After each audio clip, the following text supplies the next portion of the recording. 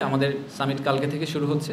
কালকে আমাদের বেশ কয়েকটা ২টা ট্র্যাকে আসলে জিনিসপত্র আগাবে। প্রথম ট্র্যাকটা হচ্ছে যে আমরা প্রায় ৬০ জনের বেশি উদ্যোক্তাকে নিয়ে আমাদের একটা ফ্লাইট, স্পেশাল ফ্লাইট সেটা যাবে চট্টগ্রামে। সেখান থেকে আমরা কোরিয়ান ইপিজেড এবং মিরসরাইতে আমাদের যে ন্যাশনাল স্পেশাল ইকোনমিক জোন আছে এই দুইটা আমাদেরকে ভিজিট করিয়ে রাতের বেলা আবার ফেরত নিয়ে আসবো। এনারা হচ্ছেন সেই সব উদ্যোক্তা যারা মনে করছেন যে ওনাদের একটা ফ্যাক্টরি সেট আপ করতে হবে, ওনাদের আসলে জায়গা জমি লাগবে, ওনাদেরকে দেখতে হবে যে কী ধরনের সাপোর্ট সিস্টেম আমরা তৈরি করতে পারি। আর ইন প্যারালাল কালকে আমাদের ইন্টারকন্টিনেন্টালে স্টার্ট আপ কানেক্ট নামে একটা সারাদিনের প্রোগ্রাম আছে। সেখানে আসলে যেগুলো আর্লি স্টেজ স্টার্ট আপ এবং যেসব ভেঞ্চার ক্যাপিটালিস্ট আসছেন তাদেরকে একটা কংগ্রিগেশন করানো হবে। বেশ কিছু ম্যাচ মেকিং ইভেন্ট হবে, নেটওয়ার্কিং হবে, কিছু প্যানেল হবে, সব মিলিয়ে টিলিয়ে কালকে সারা দিনটা হচ্ছে আসলে ঢাকা শহরে হচ্ছে সারা দিনটা স্টার্ট আপদেরকে ফোকাস করে করা। ৮ তারিখে সকালে আমরা সারাদিন পাঠাচ্ছি হচ্ছে আমাদের ইনভেস্টরদেরকে নারায়ণগঞ্জে ২৫০০-এ, যেখানে জাপানিজ ইকোনমিক জোন আছে। সেম আইডিয়া, ওনারা ফিজিক্যালি দেখবেন, ওখানে ফ্যাক্টরি ওনার যারা আছেন, যারা অলরেডি অপারেশনসে আছেন তাদের সাথে কথা বলবেন, ভিজিট করবেন, বোঝার চেষ্টা করবেন যে what is on offer. So এটা হচ্ছে আমাদের ৮ তারিখে প্রথম হাফে। সেকেন্ড হাফে আমাদের ওয়ার্ল্ড ব্যাংকের সাথে কিছু এঙ্গেজমেন্ট আছে এবং আইএলওর সাথে কিছু এঙ্গেজমেন্ট আছে। সেগুলো আপনারা যারা আসবেন সেদিন আমরা আরও ডিটেলে ডিসকাস করব। ওনারা এফডিআই রিলেটেড আমাদের কিছু ফার্দার এঙ্গেজমেন্ট এবং ফিউচার প্রমিস যেগুলো আমরা ওনাদের সাথে কীভাবে আমাদের ওভারঅল বিনিয়োগ ব্যবস্থাকে এবং ইনভেস্টমেন্ট ক্লাইমেটকে ইমপ্রুভ করতে পারি এইসব ব্যাপারে ওনাদের সাথে আমাদের কিছু চুক্তি স্বাক্ষরিত হবে। ৯ তারিখ আমাদের মেইন ইভেন্ট ডে। ৯ তারিখে সারাদিনের প্রোগ্রাম খুবই বিজি। একই সাথে উদ্বোধনী অনুষ্ঠানটি ছাড়া 10টা থেকে 11:30 পর্যন্ত বাকি সারাদিন আসলে মাল্টিপল প্রোগ্রামস চলবে, 3-4টা প্রোগ্রাম প্যারালালি চলতে থাকবে। তো উদ্বোধনী অনুষ্ঠানে আমি যেটা বললাম যে আমাদের চিফ অ্যাডভাইজার আসবেন এবং ওখানে আমরা কিছু অ্যাওয়ার্ডস দিব, একই সাথে কিছু বিদেশি বিনিয়োগকারীর কথা শুনব এবং সেখান থেকে আমরা বোঝার চেষ্টা করব যে আর কি করতে পারলে আমাদের Bangladesh will become their preferred destination.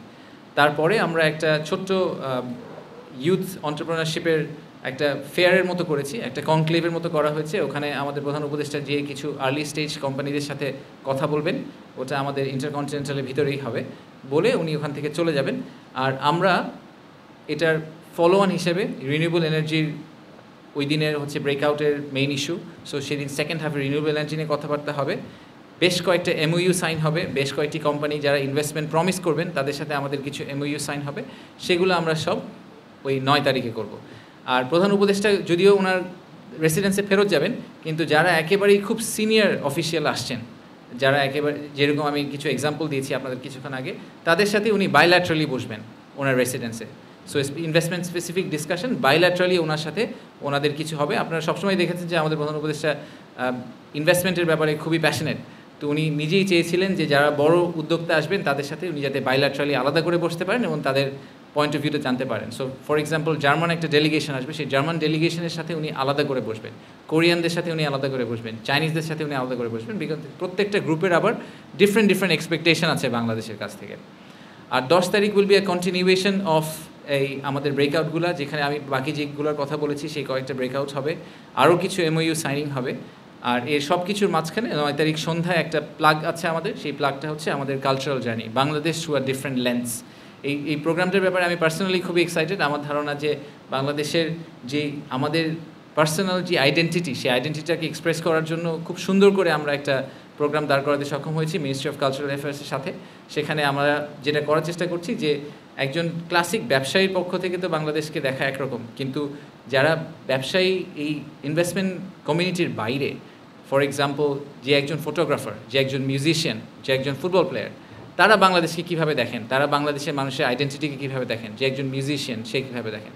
So বাংলাদেশের যে ওভারঅল পিকচারটা, বাংলাদেশি একটা মানুষকে যদি চোখ বন্ধ করে এই ইনভেস্টর যখন ফেরত যাবেন, উনি যখন চোখ বন্ধ করে বাংলাদেশি একজন স্টাফ মেম্বারের কথা চিন্তা করবেন, উনি মনে করবেন যে উনি বাংলাদেশে একটা অফিস দিচ্ছেন, সেখানে কান্ট্রি ম্যানেজার দেখতে কীরকম হবে, সে কী খায়, সে কী করতে চায়, সে কী পছন্দ করে, এই পুরো ভিউটা তাদেরকে আসলে আমাদেরকে দিতে হবে।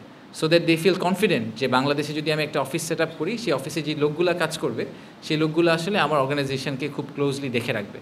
তো সেই পার্সপেক্টিভ থেকে আমরা 9 তারিখ সন্ধ্যায় ওনাদেরকে একটা ফুল কালচারাল ইমার্সিভ জার্নির ভিতর দিয়ে নিয়ে যাবো। সো এই হচ্ছে আমাদের summary of the event. And প্রতিদিন শেষেই আমরা আসলে অল্প কিছুক্ষণ 15 মিনিট করে আপনাদের সাথে কথা বলবো, আপনাদেরকে ওই দিনের আপডেট দেওয়ার জন্য যে ওই দিন আমাদের প্রাইমারিলি কী হলো, কে আসলো, কোনো মেজর ধরনের অ্যানাউন্সমেন্ট হলো কি না, সেই সব কিছুই আমরা ওই দিন বিকালে ইউজুয়ালি ডে এন্ডে আপনাদেরকে একটা ছোট্ট আপডেট দেওয়ার চেষ্টা করবো প্রেস টিমের সাথে একসাথে করে।